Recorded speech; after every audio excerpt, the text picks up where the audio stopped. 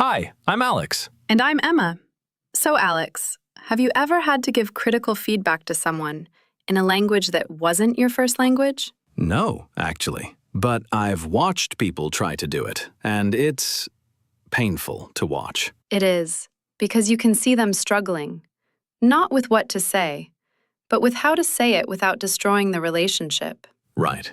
So today we're talking about why feedback feels so uncomfortable in English, and why even smart, competent professionals freeze when they need to give it. I think feedback is one of the hardest things to do in any language. But when you're doing it in English and it's not your native language, the difficulty multiplies. Yeah, because you're not just translating words, you're translating tone, intention, cultural context. And if you get it wrong, even slightly. The whole message lands differently. So, what makes it so hard? I think there are three main reasons. First, the fear of offending someone. Right, because in English, especially professional English, there's this whole layer of softening language that people use. Exactly. And if you don't know how to soften, everything you say sounds harsh. So you could say something that's factually true and professionally necessary, but it comes across as aggressive. Yes. And then the person gets defensive, and the whole conversation derails. And you're left thinking, what did I say wrong? But you didn't say the wrong thing. You just said it in the wrong way. What's the second reason? Fear of seeming weak. How so? Okay, so when you soften language too much, you can sound uncertain, like you don't have authority. So there's this balance you're trying to find. Exactly. Between being direct enough to be clear and soft enough to be respectful. And that balance is really hard to find. Especially when you're doing it in real time, in a meeting, with someone staring at you. Yeah, there's no time to rehearse. No, you just have to trust your instinct. And if your instinct isn't trained in English, You probably get it wrong. more often than not, What's the third reason? lack of soft language. And this is the big one. What do you mean by soft language? Okay, so in English, especially in professional settings, people rarely say things directly. They wrap the message in cushioning. Give me an example. All right, let's say someone missed a deadline. A direct way to say it would be, "You missed the deadline." Which is factually accurate. It is, but it sounds accusatory. So instead, you might say, "I noticed the deadline passed. Is everything okay?" Same message, completely different tone. Exactly. The first one attacks. The second one invites conversation. And if you don't know how to do that cushioning, You sound aggressive even when you're not trying to be. so let's talk about a real scenario. Someone on your team keeps submitting work late. How do you address it? Okay, so the direct version would be, "Your work is always late. This needs to stop." Which would probably make the person defensive. Immediately, because you've put them in a corner. Now they have to defend themselves. So, what's the softer version?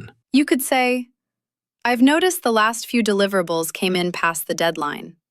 Can we talk about what's getting in the way?" So you're acknowledging the issue, but you're framing it as a problem to solve together. Exactly. You're not attacking them. You're inviting them to explain. And that makes them way more likely to be honest. Yeah, because they don't feel cornered. Another scenario. Someone's work quality has dropped. How do you bring that up? Direct version. Your work has gotten sloppy, Ouch. right? Softer version. I've noticed some inconsistencies in the recent reports. Is there anything I can help with? Same observation, but one feels like criticism and the other feels like support. Exactly. So tone really does change everything. It changes everything. What about receiving feedback? Because I think that's just as hard. Oh, it's harder. Because when you're receiving feedback in English, you're processing two things at once. What do you mean? You're trying to understand the words, and you're trying to manage your emotional reaction. Right. And if the feedback sounds harsh, Your brain goes into defense mode, and you stop listening. so even if the feedback is useful, you miss it. Exactly, because your emotional response took over. Okay, so let's talk about specific phrases, because I think people need concrete language they can actually use. Yeah, let's start with giving feedback. All right, instead of "you're doing this wrong," what could you say? I think there might be a different approach here. Good. Instead of "this is bad work." This doesn't quite meet the standard we're looking for. Let's revisit it. Instead of "you never listen." I feel like we're not on the same page. Can we align on this? Notice how all of these use I statements or neutral observations. Yeah, because you statements feel like accusations. I statements feel like perspectives. And perspectives are easier to hear than accusations. Now let's talk about receiving feedback, because there are phrases that buy you time to process. Like what? I appreciate the feedback. Let me think about this and get back to you. So you're not reacting immediately. Right, because immediate reactions are usually defensive.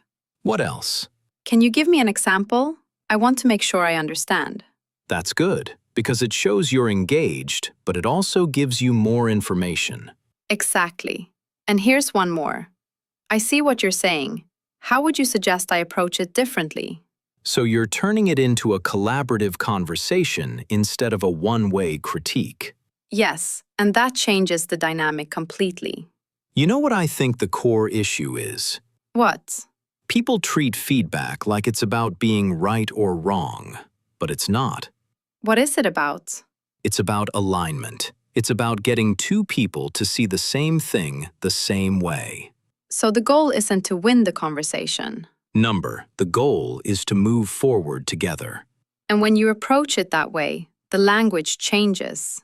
It does, because you're not defending a position, you're exploring a problem. Here's what I've noticed. People who are good at feedback in English, they pause a lot. What do you mean? They don't rush through it. They say something, then they pause. They let the other person process.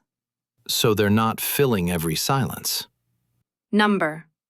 Because silence gives people space to think. And when you're processing feedback in a second language, you need that space. You really do. So here's the reality. Feedback is always going to be a little uncomfortable, even in your native language. Yeah, but in English, the discomfort is amplified because you're not sure if your tone is right. And the only way to get sure is to practice. Not study, practice. Right, because you need to feel how the language lands. And you can't get that from a textbook. If you've been avoiding feedback conversations because you're not sure how to say things, start small. Use one soft phrase. Just one. I think there might be a different approach here. That's it. And notice how people respond. Because tone changes everything. If this was helpful, subscribe. We're exploring these real work situations every week. And comment below, what's the hardest part of giving or receiving feedback for you? We read everything. Feedback isn't about being right. It's about moving forward together. Thanks for listening. See you next time.